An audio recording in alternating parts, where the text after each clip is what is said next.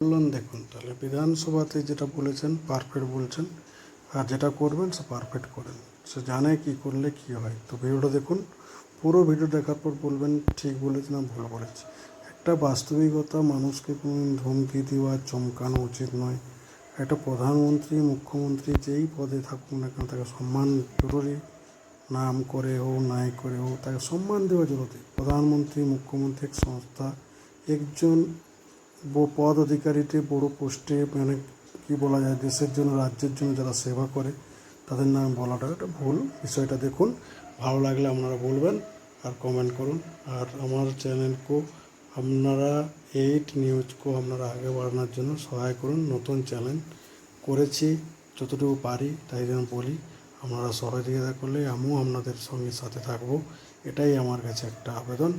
আর আমি একটু ছোটোখাটোই একটা MBA স্টুডেন্ট, আর MBA করেছি। MBA করার পর আমি এখন জেনারেলিস্ট আপনি একটু শিখতেছি। তো আমার একটা মাতা ভারতীকে প্রণাম করে আজকে 68 নম্বর দাবির উপরে যে দীর্ঘ 3 ঘন্টা ব্যাপী আলোচনা হয়েছে, অর্থাৎ স্বরাষ্ট্র ও পার্বত্য বিষয়ক বিভাগ আর যে জবাবি ভাষণ দেওয়ার জন্য আমি আপনাদের সামনে উপবিষ্ট হয়েছি। মাননীয় অধ্যক্ষ মহোদয়কে আমি ধন্যবাদ জানাবো যে তিনি আমাকে বলার সুযোগ করে দিয়েছেন। এই আলোচনায় সরকারি পক্ষ এবং বিরোধী পক্ষ সবাই অংশগ্রহণ করেছেন। তাদেরকে মাননীয় প্রসূন বন্দ্যোপাধ্যায়, ডক্টর রাজেশ কুমার, মাননীয় দেবাশিস ধর, মাননীয় বিপ্লব মিত্র, মাননীয় দীপাঞ্জন চক্রবর্তী এবং মুস্তাফিজুর রহমান, নওশাদ সিদ্দিকী, আমাদের নমন রায়, জুলফিকার আলী, অমলান ভাদুড়ী, আখরুজ্জামান সাহেব, প্রত্যেককে আমি ধন্যবাদ এবং অভিনন্দন জানাই। মূলত আইন শৃঙ্খলা রক্ষা করার ক্ষেত্রে স্বরাষ্ট্র তথা পুলিশ ডিপার্টমেন্টের গুরুত্বপূর্ণ ভূমিকার কথা অনস্বীকার্য। এটি একটি অত্যন্ত গুরুত্বপূর্ণ বিভাগ। এই হাউসে যারা গত বিধানসভা বা একাধিকবার সদস্য হয়ে এসেছেন বা যারা রাজনীতির সম্পর্কে খোঁজ খবর রাখেন, ইনক্লুডিং প্রেস মিডিয়ার বন্ধুরা, তারা গত 13 বছর লাগাতার হোম ডিপার্টমেন্টের বাজেট আলোচনা থেকে বঞ্চিত ছিলেন। বিগত সরকার এবং তার যিনি মুখ্যমন্ত্রী ছিলেন, তিনি হোম এবং হিল অ্যাফেয়ার্স ডিপার্টমেন্টের বাজেটকে গিলোটিনে পাঠাতেন। কোনো বছর ডিসকাশন হয়নি, সুযোগ ছিল না মতামত দেওয়ার। এমনকি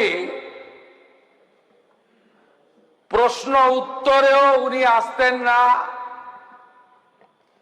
এই বিভাগের প্রশ্ন উত্তরও বিধানসভায় হতো না। তাই আমাকে যখন পরিষদীয় মন্ত্রী জিজ্ঞেস করেন, আমি বলেছি যে সবচেয়ে গুরুত্বপূর্ণ দপ্তর হচ্ছে হোম ডিপার্টমেন্ট, এবং তার সঙ্গে নিশ্চিতভাবে আমাদের অপরূপ সুন্দর পার্বত্য বিষয়ক দপ্তর, যে টাইগার হিল আমাদের রাজ্যের শোভা বর্ধন করে। তাই আলোচনা হওয়া উচিত, সেই আলোচনা হয়েছে। আমরা কেমন আছি, পুলিশ ডিপার্টমেন্টটাকে যতটা সম্ভব নিচে নামানো যায় সেই নিচে নামানোর কাজটা বিগত সরকার করে দিয়ে গেছেন। আপনি যদি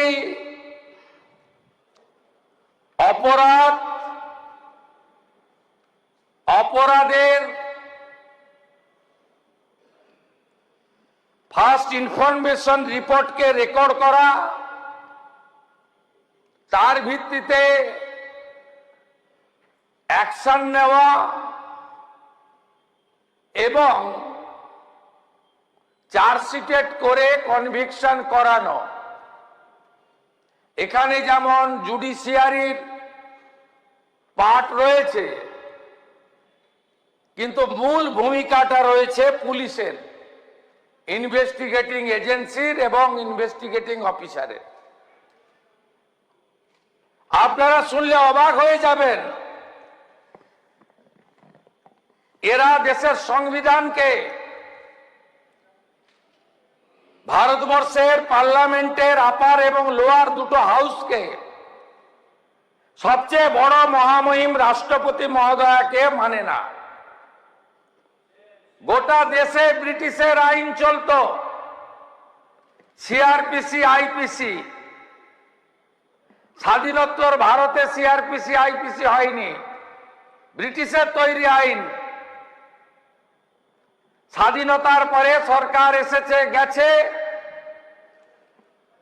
কেউ ভাবেনি মাননীয় প্রধানমন্ত্রী নরেন্দ্র মোদীজির মার্গদর্শনে কেন্দ্রীয় স্বরাষ্ট্রমন্ত্রী, শক্তিশালী স্বরাষ্ট্রমন্ত্রী অমিত শাহজি দীর্ঘ এক্সারসাইজ করেছেন।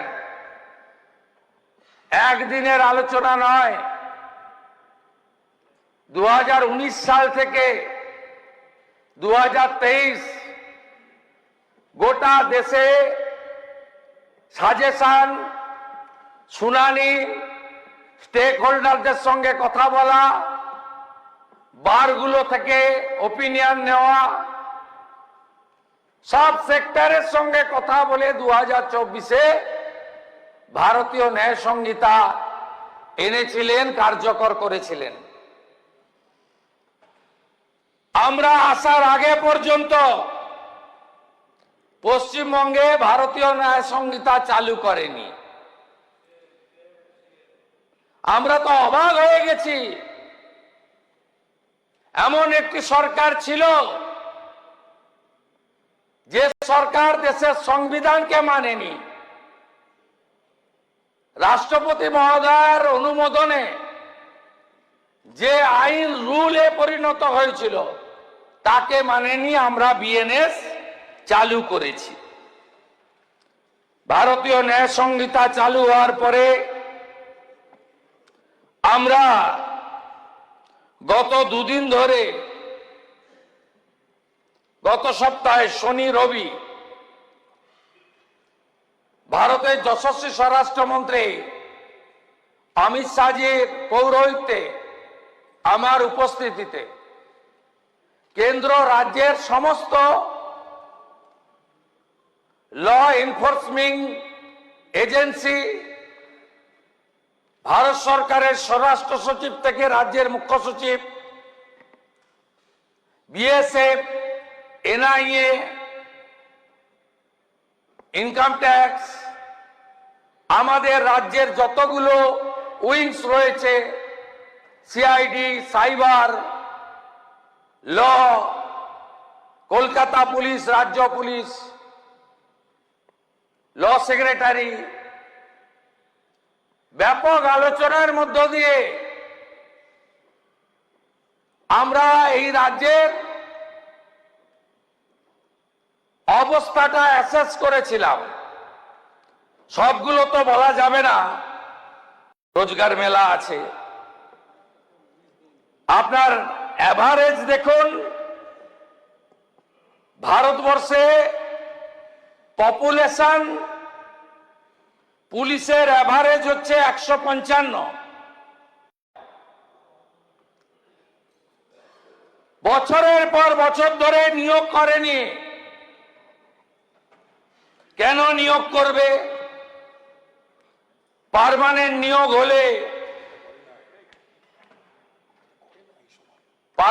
নিয়োগ হলে পুলিশ কথা শুনবে না, ক্যাডার হবে না। তাই সিভিক ভলেন্টিয়ার, কোনো যোগ্যতা ছাড়াই, কোনো প্রশিক্ষণ ছাড়াই তাদেরকে নিয়োগ করা হয়েছে শুধুমাত্র রাজনৈতিক আনুগত্য অথবা এক্সচেঞ্জ অফ মানির ভিত্তিতে। তাই পশ্চিমবঙ্গে পুলিশের এই অবস্থা। থানাগুলোতে যাবেন,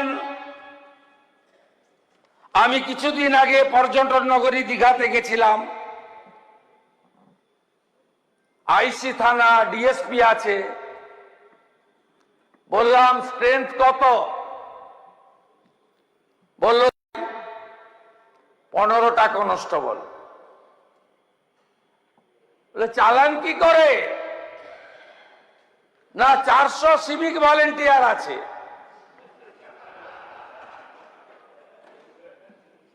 আপনি যেদিকে তাকাবেন অন্ধকার। ভ্যাকেন্সি দেখুন,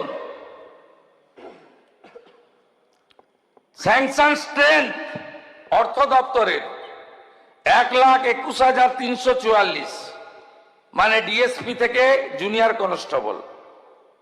ভ্যাকেন্সি কত? 43,073। নিয়োগ করবে না। সিভিক ভলেন্টিয়ার নিয়োগ হলে বেশি পয়সা দিতে হবে না, 6 মাস অন্তর রিনিউয়াল। অনেকে বাধ্য হয়ে করেন, সব সিভিক ভলেন্টিয়ার খারাপ বলা যাবে না। টিকিটা বেঁধে রেখেছে, সুতো ছেড়ে দিয়েছে, লাটাইটা হাতে আছে। অতএব রাজনৈতিক কাজ এবং তোলার কাজ যদি না করে তাহলে রিনিউয়াল হবে না। থানাগুলোর কি অবস্থা? ম্যাক্সিমাম থানা কোনো পরিকাঠামো হয়নি। আমি ডিজিপি সাহেবকে বলছিলাম, 15 বছর পেরিয়ে যাওয়া গাড়ি, যার ইন্স্যুরেন্স নেই, রোড ট্যাক্স নেই, 15 বছরের বেশি বয়সের গাড়ির ইন্স্যুরেন্স, রোড ট্যাক্স হয় না, জানেন, মোটর ভেহিকেল দেবে না। আমি বললাম 2-3 মাসের মধ্যে বদলে দেওয়া যাবে? আমার ধারণা ছিল 200-500 হবে। বলছে স্যার 1 বছর টাইম দিন। সব গাড়ি 15 বছর পেরিয়ে গেছে।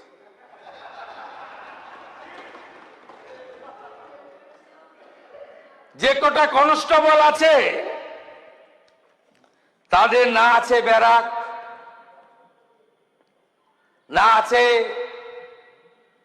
তাদের খাওয়ার জন্য কিচেনের ব্যবস্থা।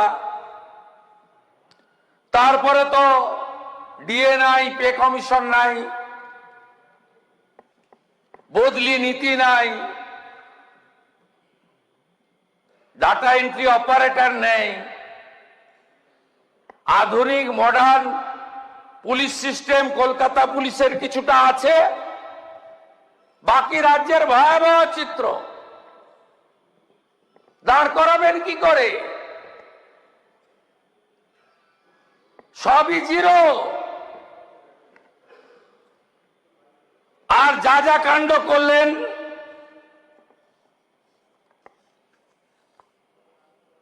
যা যা ঘটনা ঘটেছে ল অ্যান্ড অর্ডারে, অপরাজিতা বিলের সময় মনে আছে আমার বক্তৃতা। উনি এখানে বসেছিলেন, আমি ওখানে বসেছিলাম। কামদুনি, ছোট্ট ঘটনা। বারাসাত, শরীর থাকলে যেমন সর্দি কাশি জ্বর জারি হয়, একটু আধটু রেপ টেপ তো হয়।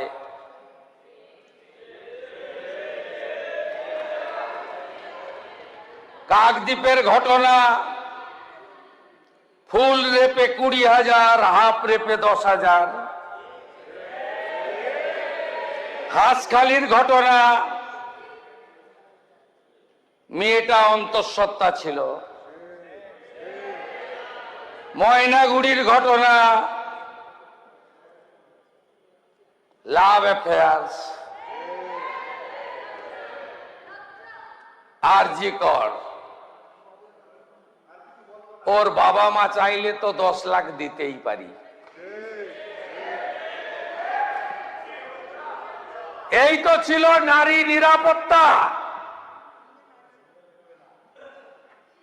আর নিরাপত্তা কিভাবে দিতে হয়, ঘটনা ঘটতে পারে,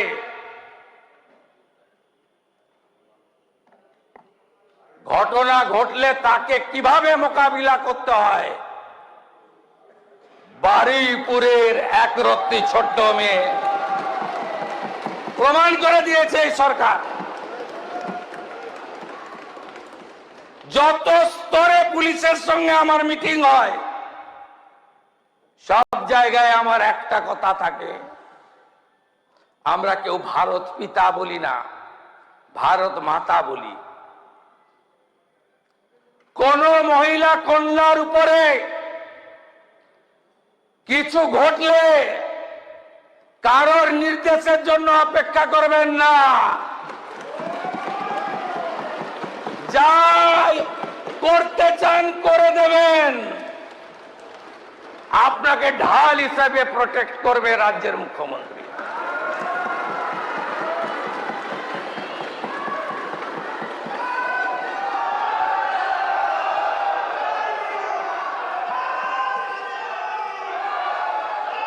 প্রাক্তন মুখ্যমন্ত্রীর সোশ্যাল মিডিয়া হ্যান্ডেল খুললে আমি দেখিয়ে দেব। মাটিগাড়াতে নেপালি একজন ছোট্ট 10 ক্লাসের বাচ্চা মেয়েকে রেপ করে খুন করেছিল, তার ফাঁসির আদেশ হয়েছিল। প্রাক্তন মুখ্যমন্ত্রী মেসেজ করে বললেন ধন্যবাদ দিচ্ছি। কুলতলিতে খুব দ্রুত ফাঁসির আদেশ হলো, ধন্যবাদ দিচ্ছি। কার্যকর করতে পারেন না কেন? হ্যাঁ, লম্বা প্রসেস, বাড়ির লোক হাইকোর্টে যায়, হাইকোর্ট থেকে সুপ্রিম কোর্টে যেতে পারে, সুপ্রিম কোর্ট থেকে রাষ্ট্রপতির কাছেও যেতে পারে। যদি দিল্লিতে নরেন্দ্র মোদীজির নিয়ন্ত্রণাধীন দিল্লি পুলিশ, দিল্লির জুডিশিয়ারি, ভারত সরকারের লয়াররা নির্ভয়ার ক্ষেত্রে 4 জনের চূড়ান্ত শাস্তি কার্যকর করতে পারে, তাহলে আমাদের রাজ্যে মাটিগাড়া, কুলতলি সহ 18টি পানিশমেন্ট কেন কার্যকর আপনারা করতে পারেননি?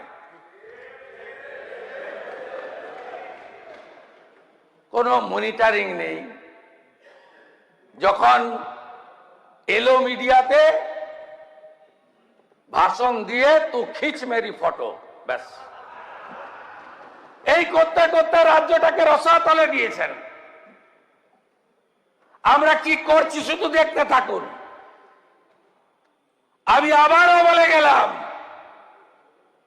নারী নির্যাতন, সে মলেস্টেশন হোক, রেপ গ্যাংরেপ হোক, অথবা পস্কোর আন্ডারে কোনো শিশু অত্যাচার হোক, এই সরকার আইনের মধ্য দিয়ে কত দূর যেতে পারে শুধু দেখতে থাকুন। আরজি কর নিয়ে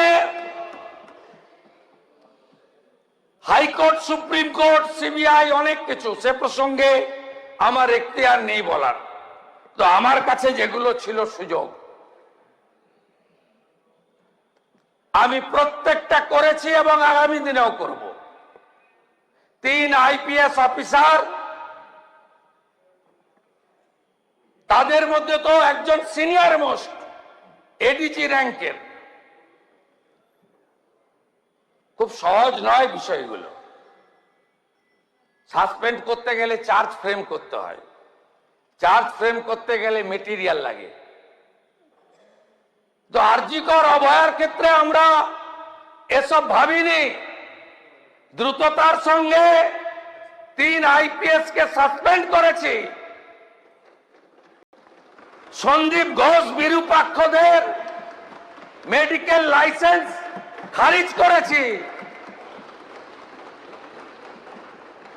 তাদের চার্জশিট দেওয়ার জন্য সিবিআই এনওসি চেয়েছিল।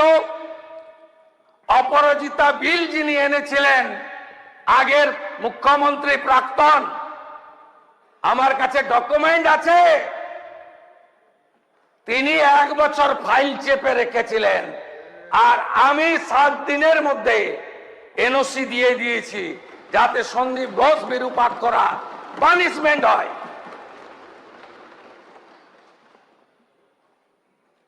রাজনৈতিক ভায়োলেন্সের ক্ষেত্রে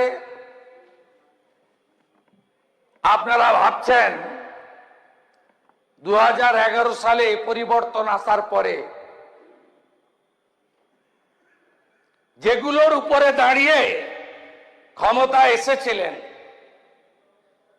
একটাও পানিশমেন্ট দিতে পারেননি। না পেরেছেন বীরভূমের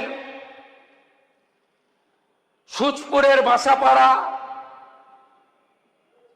না পেরেছেন নন্দীগ্রামের 14ই মার্চ, না পেরেছেন ছোট আঙ্গারিয়া গড়বেতা, না পেরেছেন যে কোনো ঘটনায়, যে ঘটনাগুলোকে ক্যাপিটাল করে এসেছিলেন, ফেলানি বসাক, চম্পলা সর্দার, ধানতলা বানতলা, অনিতা দেওয়ান, কিচ্ছু করতে পারেননি, করেননি। 34 বছরের বামফ্রন্টের আপনারা করেছেন প্রাতিষ্ঠানিক দুর্নীতি, আর সিপিএম করেছে রাজনীতিক দুর্নীতি। সিপিএম টাকা তুলে পার্টি অফিস বানিয়েছে। সাদ্দাম হোসেনেরও অত প্রাসাদ ছিল না ইরাকে, যত প্রাসাদ সিপিআইএম করেছে। কিছু করতে পারেননি। চিটফান্ডের ক্যাম্পেনার ছিল সিপিএম। ত্রিপুরার প্রাক্তন মুখ্যমন্ত্রী সিপিএম এর, তিনিও ছিলেন। এ রাজ্যে